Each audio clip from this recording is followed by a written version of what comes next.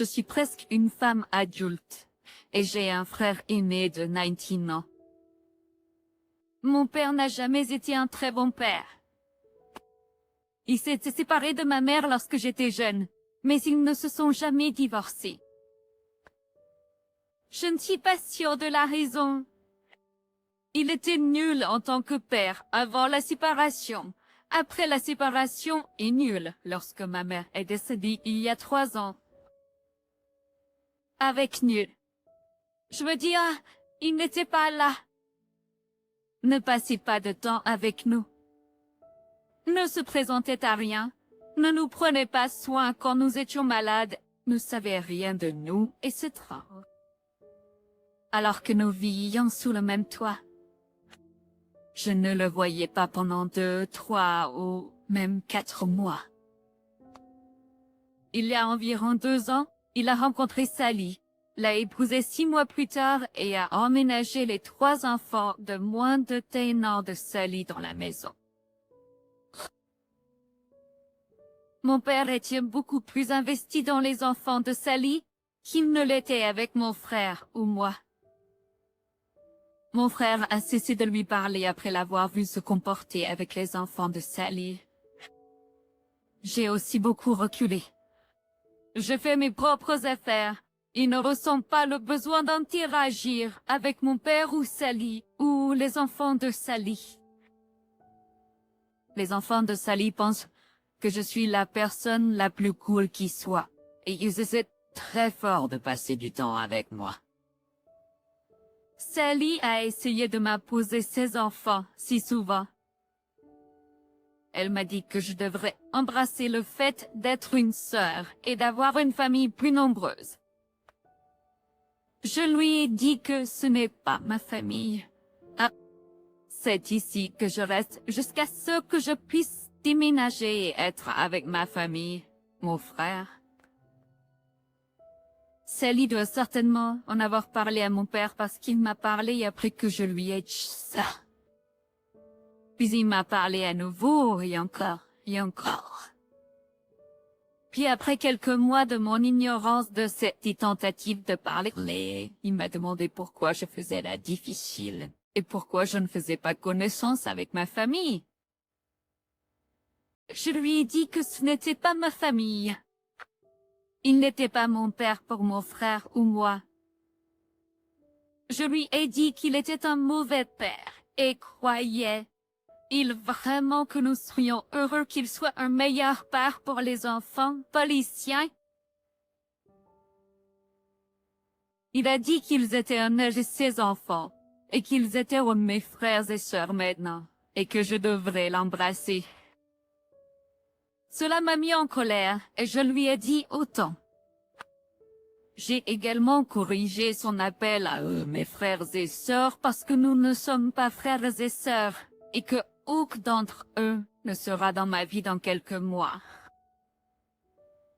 Il m'a dit que je devrais être heureuse, qu'il essaie d'être un meilleur père pour eux et qu'en étant un meilleur père pour eux, cela fera de lui un meilleur père pour mon frère et moi aussi.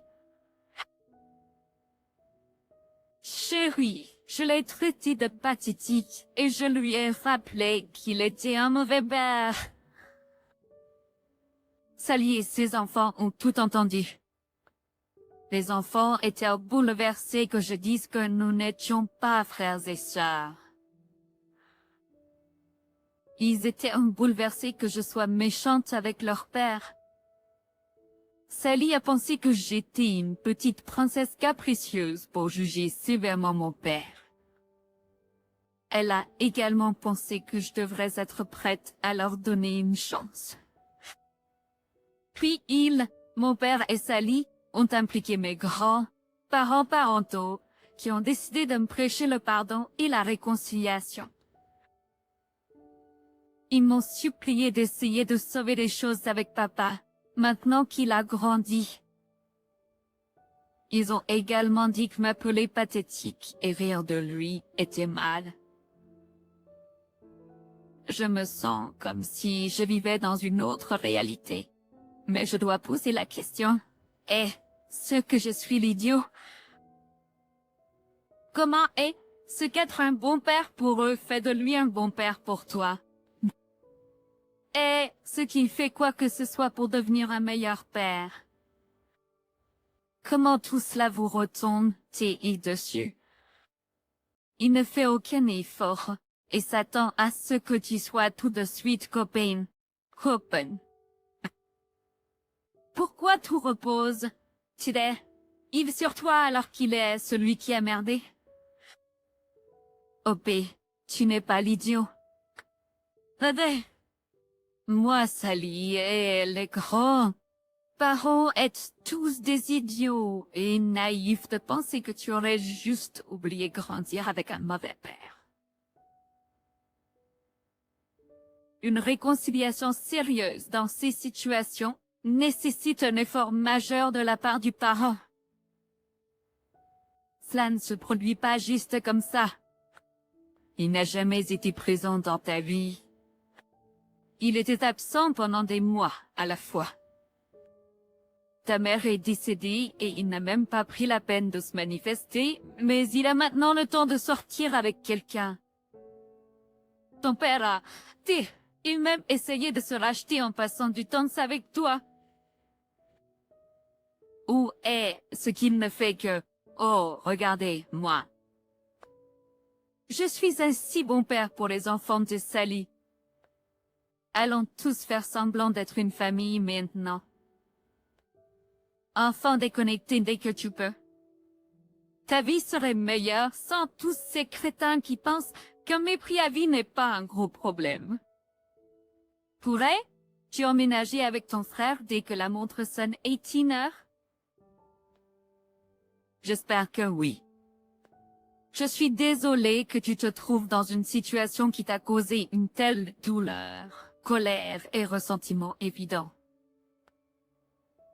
Ne reporte pas ta colère sur les enfants de Sally.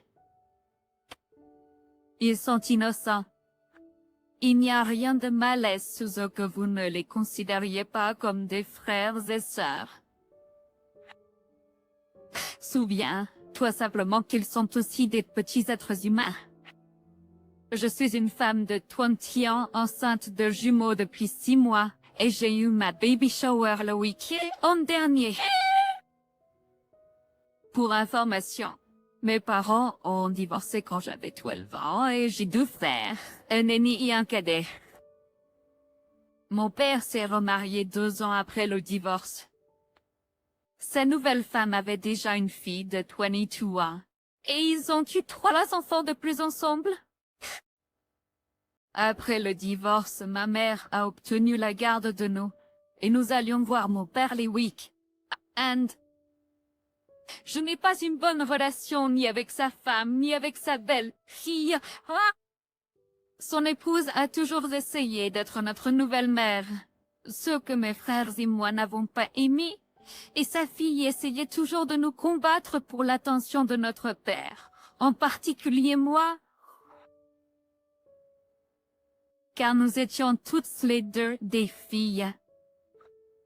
En conséquence, nous ne nous sommes jamais vraiment aimés, et cela n'a pas changé au fil des ans. Revenons à la baby shower. Mon petit ami et moi avons décidé de la célébrer ce mois. Car je me sens déjà trop fatiguée pour ma grossesse et je veux passer les derniers mois dans ma maison. Nous avons envoyé les invitations à tout le monde il y a 2 semaines et c'était déjà un problème car mon père m'a appelé et m'a demandé si la date n'était pas correcte car c'était l'anniversaire de sa belle-fille. Donc, j'ai confirmé la date. Je savais que c'était son anniversaire et nous n'en avons plus parlé. Moi, mon père est arrivé à la baby shower avec 2 de mes demi-frères et sœurs. Mais ni sa femme ni sa je n'étais présente, ce qui ne m'a posé aucun problème. Mais ensuite, j'ai reçu des messages de la part des 2 leur disant que ce que j'avais fait était horrible.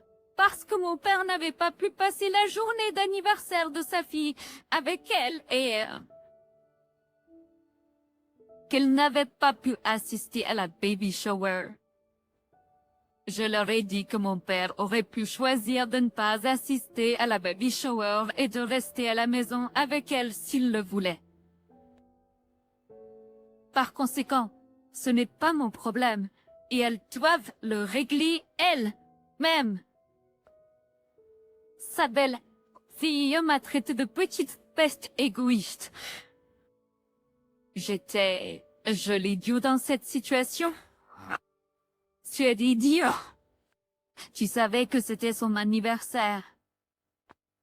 Tu aurais pu choisir n'importe quel autre week-end.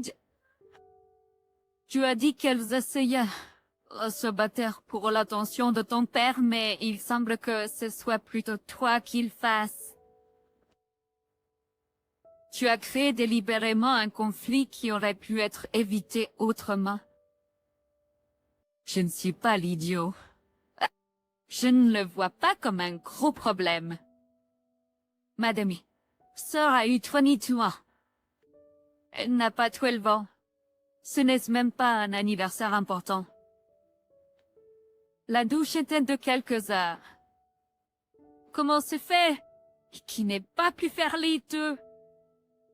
Et pourquoi la demi-sœur avait-elle besoin de son beau-père pendant les 24 heures de son anniversaire? Est-ce qu'elle n'a pas un père biologique qu'elle ne partage pas avec quelqu'un? Lorsque je suis devenue adulte, j'ai rapidement réalisé que je voyais rarement mes parents ou que je ne célébrais jamais mon anniversaire à la date réelle. Et ce n'est pas comme si une douche de bébé prenait toute la journée pour être célébrée de toute façon. Tu aurais pu célébrer avec elle plus tard pour le dîner ou quelque chose comme ça.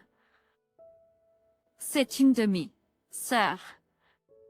Je ne suis pas sûre que son anniversaire serait important pour vous, surtout lorsque vous, elle et sa mère ne vous entendez pas. Votre père aurait facilement pu refuser et rester pour célébrer l'anniversaire de sa belle fille, si c'était si important pour sa demi-sœur ou sa mère. Ils sont tous les deux des drames inutiles. Je les ignorerai et me concentrerai sur la grossesse. Félicitations. Mon unité d'appartement se compose de 3 autres jeunes femmes et moi. Par conséquent, nous faisons attention pour nous assurer que nos portes sont toujours verrouillées. L'une de mes colocataires a particulièrement peur des intrus. Elle ne me laisse même pas garder la fenêtre de la chambre ouverte la nuit par crainte que quelqu'un entre par là. L'autre jour, l'une de mes colocataires a un peu dépassé l'heure du réveil. Elle avait un volume à être appelé l'après-midi, et lorsqu'elle n'a pas répondu aux appels de sa mère a fini par appeler notre gestionnaire de bâtiment. Le gestionnaire nous a envoyé un courriel pour nous informer que sa mère essayait de la joindre. Malheureusement, nous n'avons vu cette mail qu'1 heure plus tard, environ 1 heure après son envoi. Sa mère a appelé à nouveau et a demandé à quelqu'un de frapper à la porte et de vérifier ou de contacter ma colocataire. Elle ne lui a jamais demandé explicitement de pénétrer dans l'unité. Le gestionnaire de l'immeuble a envoyé l'homme d'entretien frapper à notre porte cette fois. Il a frappé à notre porte principale tandis que 2 de mes colocataires et moi étions en train de dormir. Il a frappé si fort que cela m'a réveillée et a continué à frapper à ma porte de chambre lorsque nous n'avons pas répondu, seulement pour entrer à l'intérieur. J'étais en train de dormir et partiellement dévêtue, alors je n'ai pas répondu à la porte pour lui. Il a ensuite frappé à la porte de la chambre de mon colocataire. Ils ont dit qu'ils ont crié plusieurs fois qu'il s'était et qu'il n'a pas répondu pour une raison quelconque. Ils ont ouvert la porte pour lui. Il a aidé car il a assuré à ma colocataire d'attraper son volume à temps. Mais il y a de fortes chances qu'elle aurait attrapé le volume de toute façon, car elle disposait encore de plusieurs heures pour l'attraper à ce moment-là. Sa mère surréagissait simplement. Je pense que l'homme d'entretien a vraiment dépassé les bornes en entrant dans notre unité sans notre permission. Et s'il s'agissait vraiment d'une urgence, le gestionnaire de l'immeuble aurait dû au moins essayer de nous appeler en premier. La plupart du temps, mes colocataires ne dorment pas s'habiller. Et ce serait particulièrement envahissant s'ils avaient été dévêtus lorsqu'il est entré. Ce n'est pas correct qu'un homme adulte entre dans notre espace sans être annoncé et frappe à nos portes de chambre. Nous avons été sympathiques avec lui lorsqu'il a réparé des choses dans le passé. Et je pense qu'il croit que nous serons d'accord avec lui pour dépasser les limites simplement parce que nous sommes victimes. Des filles jeunes et sympathiques. Dans le passé, il a utilisé un de nos articles sans nous demander et a continué à les utiliser même après que nous ayons remarqué et lui ayant demandé de ne plus le faire. Et je sens qu'il pense que nous le laisserons entrer dans notre espace. Il est gentil, et je pense qu'il est bien intentionné, mais c'est de trop loin. J'ai envoyé un courriel au gestionnaire de l'immeuble à ce sujet, et elle a été réceptive et s'est excusée, disant qu'elle ne savait pas qu'il était entré et que cela lui a montré qu'il n'était pas correct de le faire. Il n'a pas été demandé de le faire par qui que ce soit. Dans mon état, il est illégal de venir par ici sans préavis préalable. Je me demande si nous avons surréagi en signalant son comportement. Est-ce que je suis l'idiot? Adit, nous ne percevons vraiment aucune sensation étrange de la part de cet homme. C'est vraiment un gars gentil avec des fils d'autre âge et qui ne nous a jamais fait sentir mal à l'aise. Nous pensons qu'il ignore simplement à quel point cela peut sembler envahissant de notre point de vue. Tu es vraiment l'idiot. Il a été appelé à effectuer une vérification du bien. Être, en gros, et c'est exactement ce qu'il a fait. Et si quelque chose de terrible était arrivé à l'une de vous les filles, et qu'il avait été le seul à pouvoir le trouver et sauver une vie. La mère de Rumi surréagissait. Elle? C'est probable. Mais le gars d'entretien ne le savait pas. Vous dites même qu'il a des fiches de votre âge. Alors il est très possible qu'il se soit senti investi d'un devoir supplémentaire pour s'assurer que tout le monde allait bien. Quelqu'un aurait dû répondre verbalement lorsqu'il a frappé, ou au moins lorsqu'il vous a appelé. Oui, tu es vraiment l'idiot. Tu devrais plutôt t'en prendre au gestionnaire de l'immeuble en déposant une plainte à son sujet. C'est cette personne qui a accueilli la folie de ce parent hélicoptère et a ordonné aux membres du personnel d'entretien de venir à votre appartement. Le personnel d'entretien suivait simplement les instructions de la direction. Comment peux-tu ne pas le voir? Mon Dieu, les commentaires de ce poste sont fous.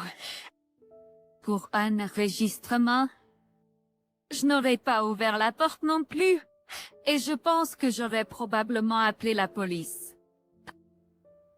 Mon Dieu, vous êtes fou en disant qu'une femme à demi endormie et à moitié habillée est égoïste pour ne pas avoir ouvert sa porte de chambre à un gars aléatoire qui frappe. Je ne peux plus avec vous. Mauvais pas l'idiot. Certains d'entre vous sont délirants. Je suis d'accord. Aucune partie de l'entretien des bureaux ne peut entrer sans avis préalable, sauf en cas d'urgence. Un contrôle de biens. Être auprès du gestionnaire de l'immeuble n'est pas une urgence. Ce qui aurait dû se passer, c'est que la police soit appelée si sa mère était si inquiète. Et comment le gestionnaire de l'immeuble savait, et que c'était vraiment sa mère? Ou même si elle communique ou est en contact avec sa mère. Cette histoire m'a complètement mis mal à l'aise. Exactement. Un homme est entré dans votre appartement sans permission parce que le gestionnaire de l'immeuble a reçu un appel d'un inconnu? Vous n'êtes pas obligé d'ouvrir la porte lorsque quelqu'un frappe. Si vous êtes une femme seule à la maison, qui ne s'attend pas à quelqu'un et ne sait pas qui c'est, vous ne devriez peut-être pas le faire. Il va sans dire, cela dépend de la situation. La mère de votre colocataire aurait dû obtenir les numéros de téléphone de vos colocataires. Il y a une raison pour laquelle l'entrée dans l'appartement d'un locataire sans préavis est illégale. C'est parce que c'est complètement intrusif et irrespectueux. C'est une atteinte à votre vie privée. J'ai 2 garçons, Nathan et Isaac, et une fille, Gracie. Tous sont de grands enfants et n'ont pas vraiment causé de grands ennuis et sont bien élevés. Récemment, mon enfant du milieu, Isaac, s'est vraiment intéressé au football et au soccer. Il essaie de mettre la main sur tout objet rond et essaie de jouer avec comme s'il s'agissait d'un ballon. Il a incité ses frères et sœurs à se joindre à lui et ça a juste causé des problèmes. S'il pouvait jouer, ce serait bien, mais il est honnêtement aussi mauvais qu'un chat dans l'eau. Gracie et Nathan l'ont encouragé, l'appelant le prochain Messi et beaucoup d'autres stars. Sympa, rien de mal à ça. Je lui ai dit de ne pas jouer avec des objets qu'il sait pouvoir lui faire du mal et il a écouté jusqu'à hier. Il a décidé qu'il serait génial s'il pouvait jouer avec mes haltères et essayer de les frapper comme un ballon de football. Ça s'est passé aussi bien que prévu, avec une cheville cassée et une nuit gratuite à l'hôpital. Je lui ai dit que ce qu'il avait fait était stupide, qu'il méritait cette cheville cassée et que ça devrait lui apprendre une leçon et que peut-être, il devrait laisser tomber un peu cette chose. Football, soccer et trouver un nouveau passe-temps jusqu'à ce que sa cheville soit guérie.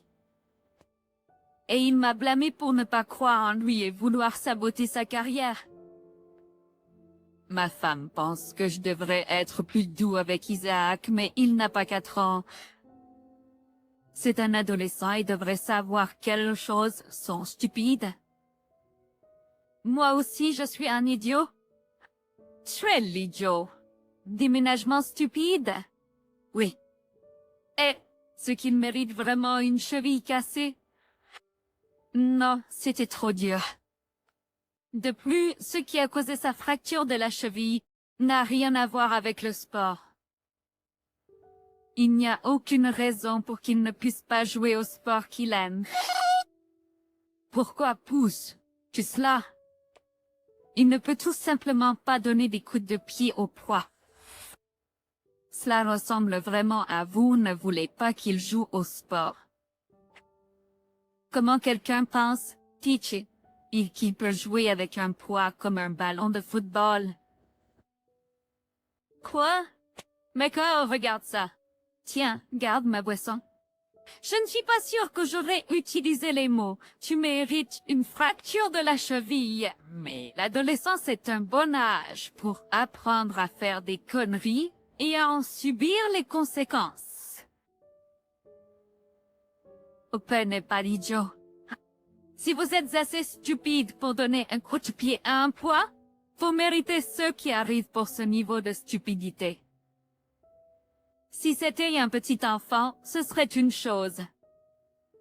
Mais à son âge, il est beaucoup trop vieux pour penser que c'était de quelque manière, sous quelque forme que ce soit une bonne idée. J'espère qu'il se rétablira complètement et rapidement, et qu'il en tirera des leçons. Mais c'était vraiment une chose stupide à faire. Les conséquences naturelles sont méritées. Ma femme et moi nous sommes mariés il y a quelques mois et les choses vont tout bien. Cependant, ma femme est sous pression de la part de si beaux parents, mon père et ma belle mère. Ma belle mère en particulier est très conservatrice et a une idée très claire de ce qu'une vie devrait être et de la façon dont elle devrait se comporter. Et pour être poli, ma femme ne correspond à aucune de ces cases. Ma belle mère n'aime pas que ma femme ait refusé de prendre mon nom après le mariage et continue de travailler. Bien qu'elle ne la presse pas directement, ma belle mère fera des remarques perfides et entendra des choses. En conséquence, ma femme commence vraiment à détester et à ressentir de la rancœur envers ma belle mère. Un jour, nous allons dîner chez mon père, mais avant de partir, ma femme m'a dit qu'elle voulait essayer quelque chose. Elle m'a dit que chaque fois que ma belle mère disait quelque chose de méprisant, je devrais être d'accord avec elle et ensuite la troller en disant quelque chose de plus ridicule et extrême pour lui montrer l'absurdité. Je trouvais ça vraiment drôle et j'ai accepté de faire cette blague. Le dîner commence normalement, mais ensuite ma belle mère fait sa première remarque perfide. Et au fil du temps, je continue à l'escalader. Au début, elle semble vraiment en colère, mais ensuite elle commence à pleurer. Et à ce moment-là, je me suis sentie un peu mal, alors je lui ai avoué que nous nous moquions d'elle. Mais maintenant, ma femme est en colère contre moi pour avoir avoué et nous avoir fait passer pour des imbéciles. Est-ce que je suis l'idiot? Tu es l'idiot pour avoir laissé ta belle mère harceler ta femme jusqu'à ce point. Et quand ta belle mère s'est vue dans un miroir de sa haine envers ta femme, elle a immédiatement joué la carte du chantage émotionnel avec les pleurs. Et tu es tombé dans le panneau.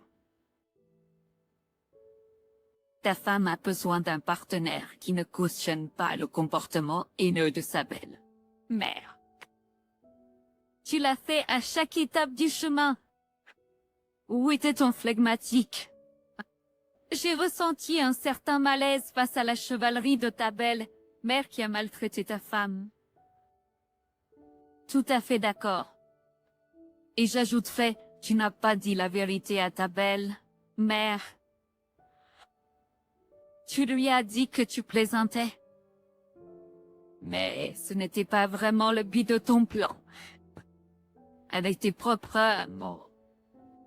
Le but était de lui montrer l'absurdité de ce qu'elle disait. C'est différent. Au lieu de plonger dans le vrai problème, tu t'es rendu coupable, toi et ta femme, de plaisanteries puériles, et elle a dû en assumer les conséquences. Il semble que tu aies complètement échoué à soutenir ta femme en ne t'attaquant pas au comportement de ta belle mère, ce qui est vraiment terrible. Tu as eu peur de prendre position dans une situation qui t'offrait une occasion de traiter le problème et d'expliquer ton point de vue.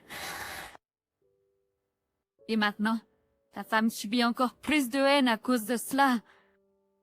Tu es vraiment un idiot et de manière flagrante. Et si j'étais ta femme, Moi aussi, je serais en colère.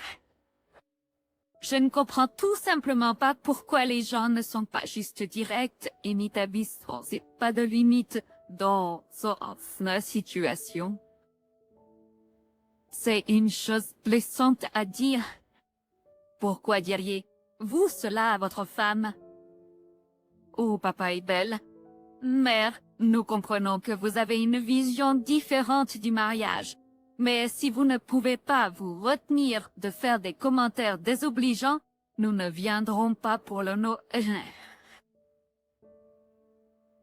dîner. Ce n'est pas facile, mais ce n'est pas non plus si difficile. J'ai dû le faire avec ma belle, mère narcissique diagnostiquée médicalement. Je suppose que Lopi n'est pas non plus heureux que sa femme ait gardé son nom. Alors il laisse sa belle mère faire le sale boulot. Pour moi, cela ressemble à vous. Lopi, tiens plus à ta belle mère qu'à ta propre femme. Quelques larmes de crocodile de votre belle mère sont plus importantes pour vous que votre femme soit harcelée depuis des mois maintenant. Je me demande combien de temps votre femme pourra supporter cela. La bonne nouvelle est qu'elle n'a pas besoin de changer son nom lorsqu'elle divorce de vous, lol.